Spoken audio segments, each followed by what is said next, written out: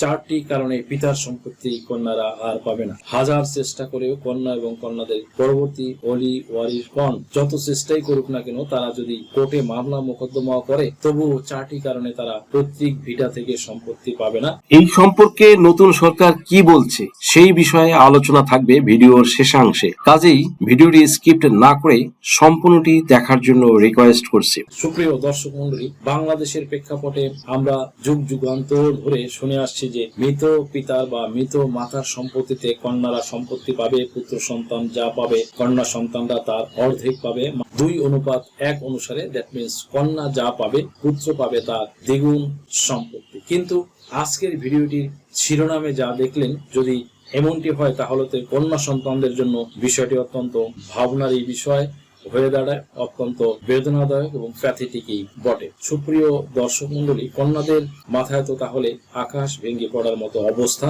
ঘাবড়ে না গিয়ে শেষ পর্যন্ত দেখুন। সুপ্রিয় দর্শক মন্ডলী, শুরুতে আমার মনে হচ্ছে যে এই শিরোনাম দেখে বিশেষ করে অনেক ভাইরা বা ছেলে সন্তানরা খুব খুশি হবে, পক্ষান্তরে মন খারাপ হবে কন্যা সন্তানদের।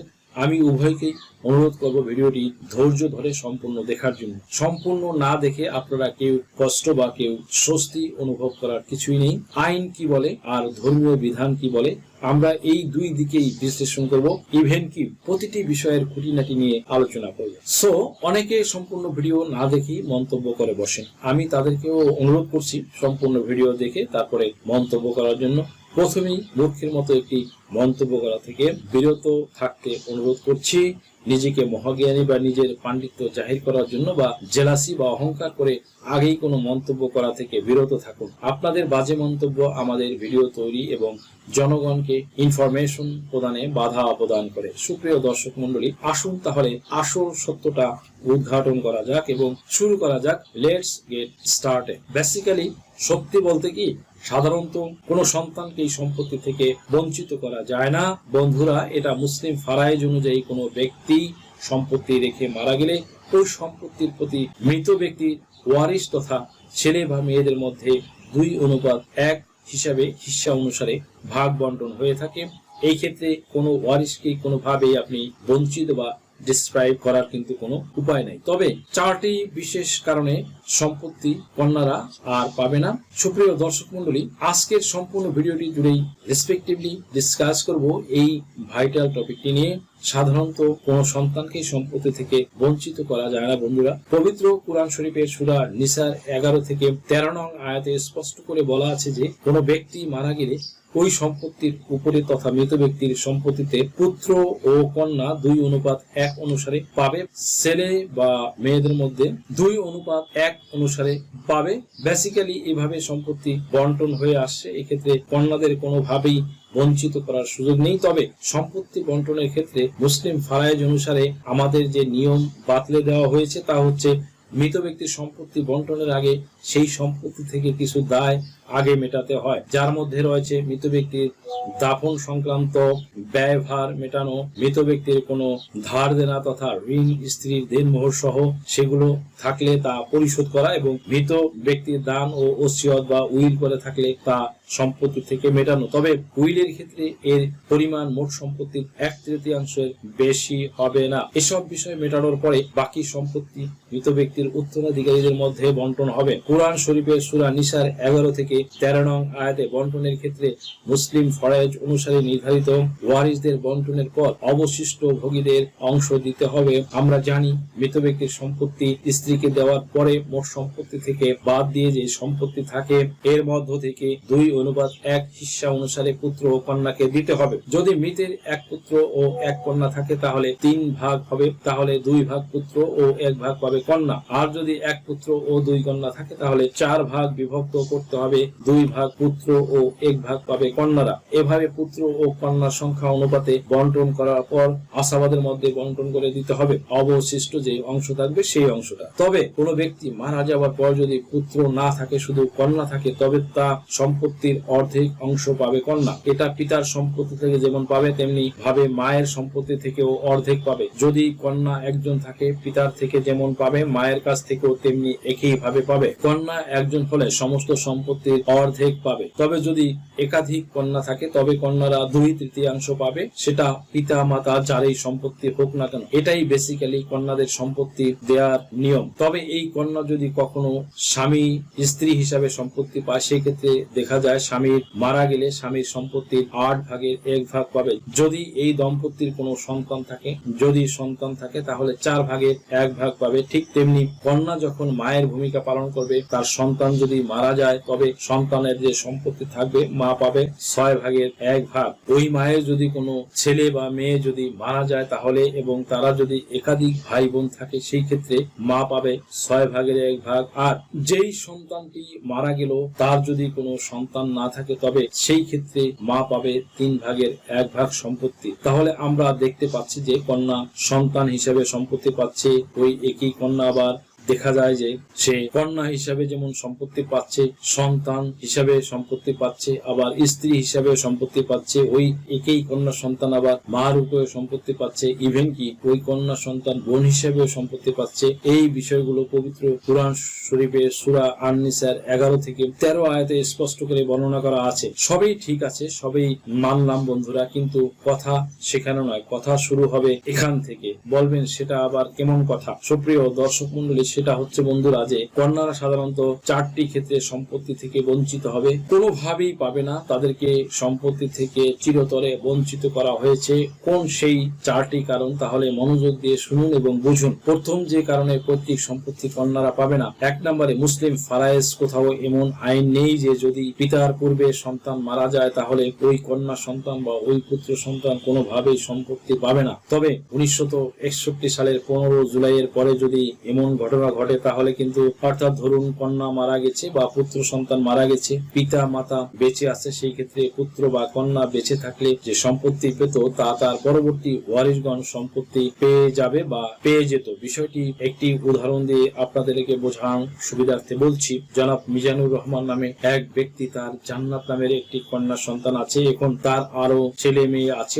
এখন জান্নাত মারা গেছে কিন্তু তার পিতা জনাব মিজানুর রহমান বেঁচে আছেন। 1961 সালের পরবর্তী কোনো এক সময়ে মনে করুন জান্নাত মারা গেল। জান্নাত মারা যাওয়ার পরবর্তী 5 বছর পরে তার বাবা যখন জনাব মিজানুর রহমান তিনি যখন মারা গেল, তখন তার যত সন্তানাদি বা উত্তরাধিকারী রেখে মারা গেলেন, তার যে রেখে যাওয়া সম্পত্তি তার উত্তরাধিকারীগণ পাবে, এটাই স্বাভাবিক। কিন্তু জান্নাত এবং জান্নাতের সন্তানরা যদিও বা বেঁচে থাকে, সেই ক্ষেত্রেও তারা কিন্তু আর সম্পত্তি পাবে না। প্রিয় দর্শক মন্ডলী, প্রসঙ্গত উল্লেখ্য যে মনে রাখবেন এটা কিন্তু 1961 সালের 15 জুলাইয়ের আগে উদ্ভূত বা সংঘটিত ঘটনার কথা বলা হচ্ছে। এর পেছনে কিন্তু যথাযথ কারণ রয়েছে, সেটা নিয়েও আলোচনা হবে। কিন্তু 1961 সালের 15 জুলাইয়ের পরের ঘটনা যদি বলি তাহলে সেখানে দেখা যাবে যে নতুন একটি মুসলিম পারিবারিক আইন তৈরি হয়েছিল।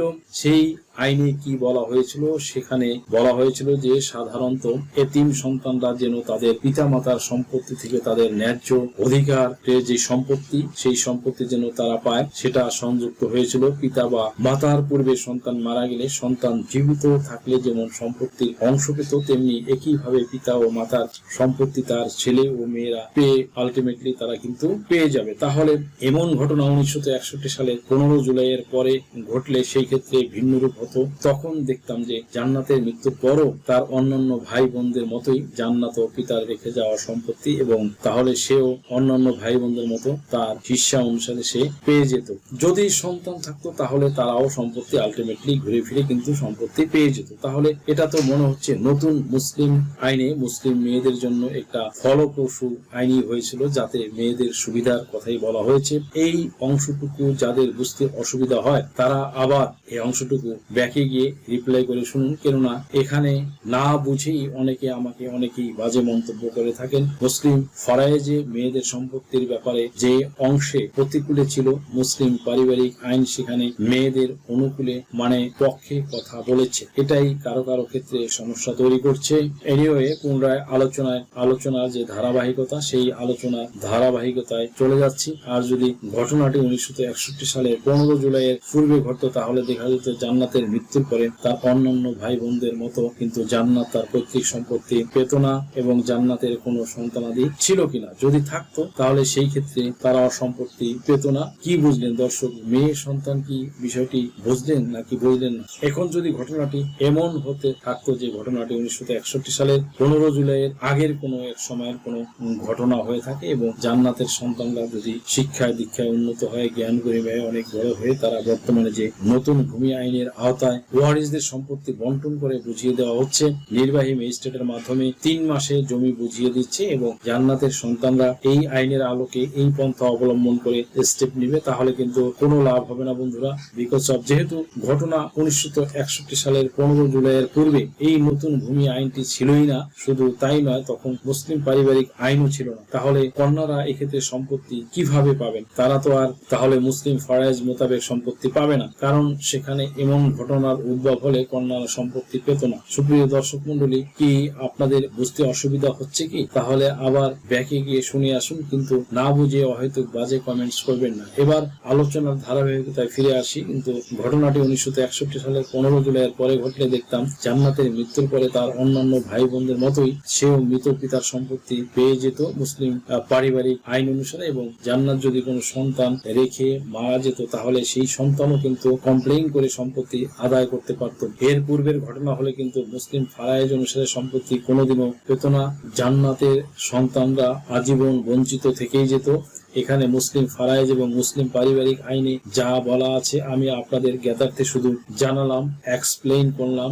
এখন প্রিয় দর্শক, আপনারা কি করবেন কি করবেন না, কোনটা মানবেন কোনটা মানবেন না, সেটা একান্তই আপনাদের খেয়াল খুশি। মানলেও মানতে পারেন আর না মানলেও না মানতে পারেন, আমাকে খামোখা দোষারোপ করবেন না। 2 নম্বরে যে কারণ পৈতৃক সম্পত্তি কন্যারা পাবে না, 2 নম্বরে যে কারণে পৈতৃক সম্পত্তি কন্যারা পাবে না, যে কন্যা সন্তান মারা গেছে সেই সন্তান মারা যাবার সময় যদি তার কোনো প্রতিনিধি রেখে মারা না যান, তাহলে মনে করুন তিনি স্ত্রী হিসেবে মারা গেছেন, মারা যাবার সময় তিনি তার জীবিত স্বামীকে রেখে মারা গেছেন এবং তাদের কোনো সন্তান ছিল না, এমন হলে ওই জীবিত স্বামী বা স্ত্রী কখনোই প্রতিনিধির ভূমিকা রাখতে পারবে না, ইভেন কি তারা পৈতৃক ভিটার সম্পত্তিও পাবেন। তার কারণ হচ্ছে বন্ধুরা, তার কারণ হলো শুধুমাত্র গর্ভজাত সন্তানেই শুধু প্রতিনিধি হতে পারে, অন্য কেউ পারে না।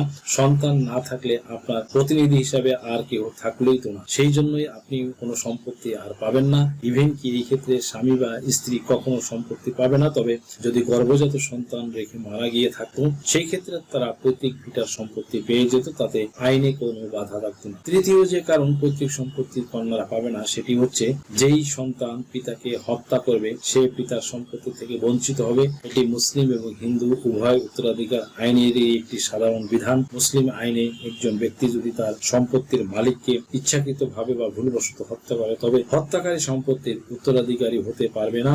মুসলিম উত্তরাধিকার আইনে রয়েছে, এই আইন অনুযায়ী যদি কোনো উত্তরাধিকার সম্পত্তিটির মালিককে হত্যা করে তবে সে সম্পত্তি থেকে বঞ্চিত হবে। চতুর্থ এবং সর্বশেষ যে কারণে পৈতৃক সম্পত্তি কন্যারা পাবেন না সেটি হচ্ছে আপনি জীবিত থাকা অবস্থায় আপনাকে বঞ্চিত করবে বলে সম্পত্তি দেবে না বলে আপনার পিতা বা মাতা আপনার ওয়ারিশি সম্পত্তি আপনার অন্য কোনো ভাই বা বোনের নামে রেজিস্ট্রি করে দিয়েছেন। সেই ক্ষেত্রে যদি সঠিকভাবে দলিল করে দিয়ে থাকে তাহলে সেখানে আপনার অংশ আপনার পিতা মাতা অন্য কোনো সন্তানকে লিখে দেয়, তাহলে আপনি জীবিত থাকা অবস্থায় আপনার মা বাবা মারা যাওয়ার পরেও আপনি কোর্টের শরণাপন্ন হয়েও উদ্ধার করতে পারবেন না, কারণ আপনি জীবিত থাকা অবস্থায় আপনার বাবা মা উদ্দেশ্য প্রণীত ভাবে আপনার কোনো ভাই বোনদের দিয়ে গেছে। আপনি মারা যাবার পরও আপনার সন্তান সন্তানাদি যদি মনে করেন যে আপনার মা বা বাবার সম্পত্তি আপনার চাচা বা মামারা রেজিস্ট্রি করে নিয়েছে, নাম রেকর্ডভুক্ত করে নিয়েছে, তাহলে কিন্তু আপনারা রেমেডি বা প্রতিকার পাবেন না বা ওয়ারিশ হয়েও সম্পত্তি কিন্তু পাচ্ছেন না, এখানে কিন্তু ডিপ্রাইভ হচ্ছেন।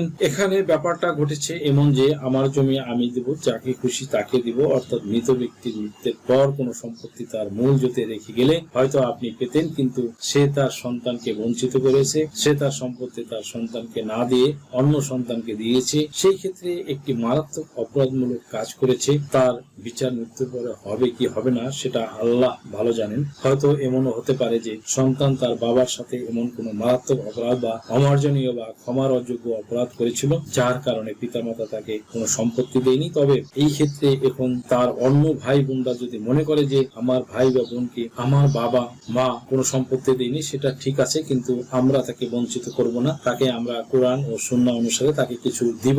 এই ক্ষেত্রে তাদের যদি সৎ ইচ্ছা থাকে তাহলে সেটার উপরে ডিপেন্ড করবে। সুপ্রিয় দর্শক মন্ডলী, বর্তমান সরকার বলছে যে বাংলাদেশে মুসলিম উত্তরাধিকার আইনে ছেলে যে অংশ পায়, মেয়ে সাধারণত তার অর্ধেক অংশ পায়। কিছু বিশেষ পরিস্থিতি আছে যেখানে কন্যা বা তার সন্তান সম্পত্তি নাও পেতে পারে।